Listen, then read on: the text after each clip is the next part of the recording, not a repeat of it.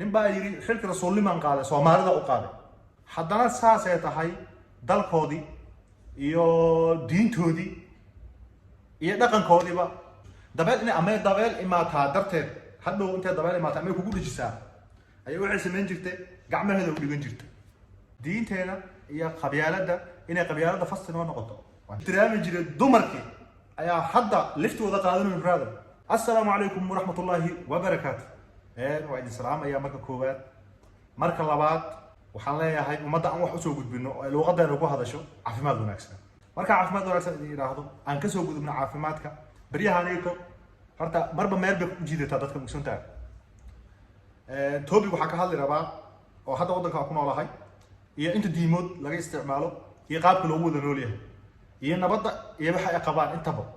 laakiin inta taas ka hadlin ka hor waxaa jirta ummadeena Soomaaliyeed marka wax sheegtid waxay ku leeyihiin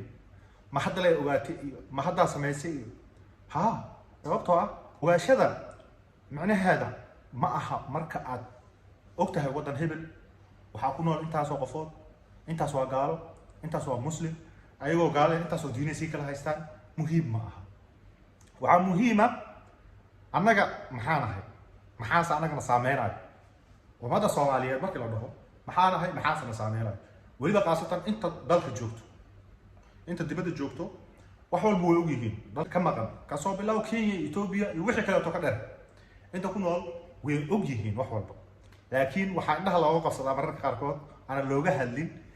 waxa keenayo nin walba bariis u raadinaya laakiin runsheek hadaa noqoto ummadda ku nacayso runsheek hadaa noqoto ummadda ku nacayso laakiin waxa ogaataa mid saxda ah sida caadiga oo aan ognahay anagoo dhan waxa ku jeclaan doona kii adiga dunida ku keensaday cirkaas intii la'aanta taagan ayaa ku jeclaan doona intaas aytana aan ka soo gudubno marka xogo yar aan la kafsamo ummadeeda Soomaaliyeed hadda sanadkan la joogo 2022 la joogo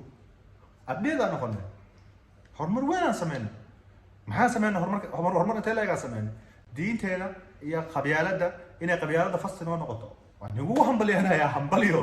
intaas noo iga kaftan waana ogtihiin waxaan iga qarsoon ma aha waxaan anaga naga qarsoon ma aha hal luqadan ku wada hadalnaa aalada isticmaalo dhamaanteen waa isla connection gareynaa waa is aragnaa nin walba aaladaha isticmaalaan waa la is arkaa qof walba saansaantiisa iyo qaabku u dhaqmaayo waa aragnaa okay anaga ma saameynayso inta wanaagsan ma saameynayso waxaan rabaa meeshaan aan joogo waxaa ku nool ummado fara badan marka ku dhahayo anaaba ka mid ah oo Soomaali qaasatan hadda dabaqa aan deganahay keligay ayaa madow ka ah Soomaali ma aha waa ka soo tagtay qaaradda Afrika keligay ka okay ay ka ahaato maxumayaa ila degan waxa ila degan dabaqa oo waliba macbad walbo qof walba diintiisa meeshu ku caabudo dabaqa waa ku dhaxtala diintu haysto iyo meeshu ku caabudo laha dabaqa waa ugu talaa deganahay keligay maadaama Soomaali ka ahay keligay islaamka miyi islaam badan ila degan oo dadka wadanka degan ah oo dadka wadanka iska leh ah ayaa ila degan iyo dadka kale oo maxallaha ayagana oo ajaanib kale ay wana degan yihiin laakiin waxaan ku deganahay islaamnimada marka la fiiriyo iyo diimaha kale marka la fiiriyo waa la dheeli tiran yahay hal wax baa ka maqan bis waxa ka maqan kaniisadaas uma ogiye Buddhismka dadka caabudo oo Chinese-ka iyo Hindida qaarkood iyo Bengaaliga qaarkood way leeyihiin meeshooda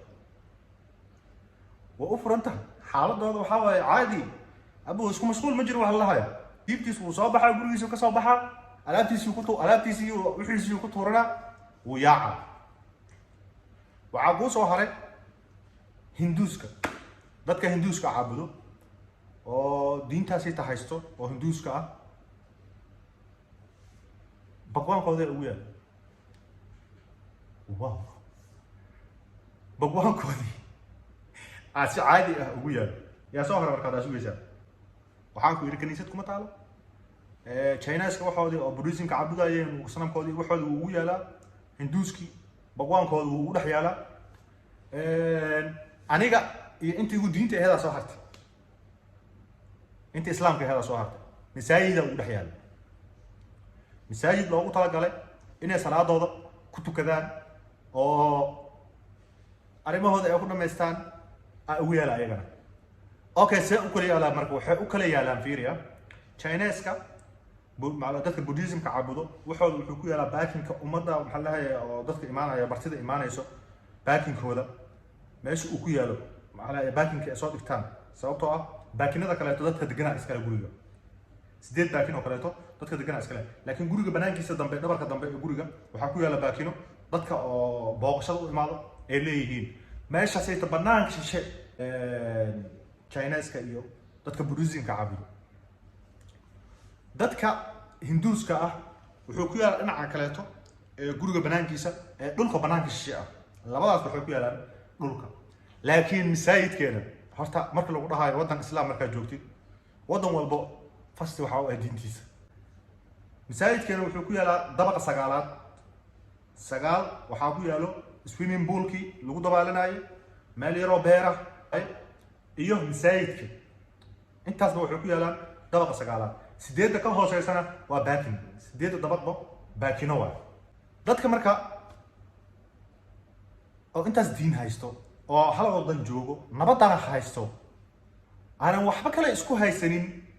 shacabka ah iska dhaaf dadka kale oo macna dawladda iyo siyaasadda iyo waxaas iyo xagga naga dhig sababtoo ah shaqo kuma leeyihiinba hool iyo dan naga maxaa la hayaa noo geen kartaa ma jirto dad dhalinyaro ah maadaama aniga aan odahay waxaa tihiin inta badan dad dhalinyaro ah oo jecel waxyaabo badan inay sameeyaan nolosha inay horumar ka sameeyaan jecel dadka Soomaalida waa isku diin waa isku luqad waa isku dhaqan waa isku diin waa isku luqad waana isku dhaqan haddana saas ay tahay dalkoodii iyo diintoodii iyo dhaqankoodiiba saddexdaba lagama baxayo inta badan waayo hadaa dhahno dhaqan iyo diin iyo waxba dadka laga hayaa hadii nafteena been u sheegayna waa sognahay anaga un baan nahay cid kale lama dhageysanayso hadda lama afahmayso sababtoo ah waxaan jirin dhaqankii 10 sano ka hor wax fog ma ku dhahayo 10 sano ka hor waxaa arki jirnay anaga gabdhaha Soomaalida baa ku nool Soomaali baa ah darad baa ka soo taga Soomaaliya waan ogahay Soomaaliya ku soo koray maadaama dad badan oo ka weynahay meesha ay joogaan laakiin waxaa runaa gabdhaha Soomaaliyeed cabuurka iska dhaaf cabaayada hoose iska dhaaf jilbaabka ay wadato jilbaabka hore ay wadato ayay waxay sameyn jirtay xabadka ay gacmaha soo hormarsan jirtay jilbaabka ay wadato oo ugu jiro haday deeyso cid arkaysa male waa jilbaabka haday gacmaha ka deeyso dabeel inay ama dabeel imaataa darteed hadhow intay dabeel imaataa ama kugu dhijisaa ayay waxay sameyn jirtay gacmaheeda u dhigan jirtay 2022 ma jirtaa aniga adiga ma hadaya caadi dadka kale ka soo qaad ayagoona maqleen commentiga waxa ka soo tiraahdaa way jirtaa ama ma jirto waa sugnahay meel qaar way ka jirtaa xasha lillah meel qaar oo dalka kamid ah way ka jirtaa inay xijaab weyn laga xirto way ka jirtaa xasha lillah taas ma diidano laakiin dadka maanta majority iyo minority Soomaalida waxa isku soo midab socdaa dadka maxaa gobol hebel reer hebel majority ka yihiin reer hebel ma majority iyo minority dadkeeba diinta ku xiran hadda dadkeeba bahalkii ah majority dadka ugu badan adeer in xijaabka gacanta ay ka hoos maraysa iska dhaafay xijaabka inay xirato ma awoodo gabadha jirto qaar kamida gabdhaha hadda jira qaar kamida ma awoodaan raggiya soo haray raggi ixtiraami jiray dumarkii ayaa hadda liftooda qaadanay brother waa qom luut wixii lagu cadaabay dad baa Soomaalida kamida lift qaadanay dad baa soo fadhiisa social media hadda nabiga subhanahu wa ta'ala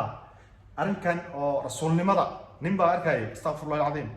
nin baa yiri xilka rasuulniman qaaday Soomaalida u qaaday islaamka ma haya Soomaalida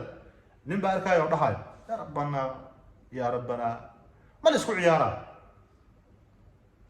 wallahi caadi isku ciyaaraya okay intaas oo dhan aan ka soo wada gudubno hal maalin ma awoodno si wanaaga inaan ku wada dhameysano 24 hours ku jiro hal maalin Soomaali ma awoodo 24 hours kaas inay ku dhameysato si wanaaga ee isku qalbi furan yihiin laba waqti un baa waxa la helaa Soomaali xoogaho social media iska gada umada 26 Juun ikooda luuli toddobadas maalmood maalinka 26aad iyo maalinka koowaad waa wada muwaadinana first time calanka habaraha lafta ka jabtay ii dhaadhaadha inta kaleeto muwaadinimada ma jirto. Okay, waxaas oo dhan aan kasoo wada gudubno. waxaa muhiima adeer ha fiirin hebel iyo ree hebel. adiga naftaada maxaa maanta haddii lagu dhaho 2022 yaa la joogaa, naftaada maxaa u qabatay, naftaada maxaad ku soo kordhisay, maxaa adiga isku samaysay, maxaa wanaag ah oo aad tabcatay? jawaab fiican kama soo bixinaysa ree hebel baa caysa. waxaan joognaa casriga xoolaha iyo xayawaanada, sababtoo ah 2022 iyadoo la joogo dunida la iskugu faanayo koom kala tagay iyo adduunka kale ta maxaa la soo fiiriyay iyo maxaa la centralite-ka maxaa la soo la xiriiray iyo dayax gacmeeda samaystay iyo nuclear samaystay lagu xil maxaa lagu xidaltamayo ayaa hadda waxa lagu fiican anaga mareena wax uu kristaanki ama buddhism dadka haysta ama hinduuski ee ka xishoodeen 2022 sameynayna. waa dadka diin la'aanta ahaa waxay ka xishoodaan 2022 sameynayna. maraba videogan inuu intaan badan maxaa laga sii bato hadaad ka heshay walaalkay ku soo dhawow janaalka waa janaalkaagi adaa iskale subscribe dhaho. haddaadan ka helin waxaan kaaga mahadcelinayaa daawashada ay daawatay iyo waqtiga aad gelisay. haddii laakiin oo xumaan cayb iyo maxaa lahayaa ama cayb ma jirtay caay ama wax aad rabto inaad soo qorto, waxaad soo qortaa fikirka wanaagsan ee adiga kugu jiro iyo waxa aad u baahan tahay inaad maanta ka ogaato dunida aad ku nooshahay. inta aan aniga ka awoodo waa ku soo gudbinaa walaalkay ama walaashay ama eedaday ama adeerkay ama abtigay inta i daawanaysa in leeyahay waad ku mahadsantihiin muuqaalka daawashada. wasalaamu calaykum waraxmatullaahi wabarakaatuh.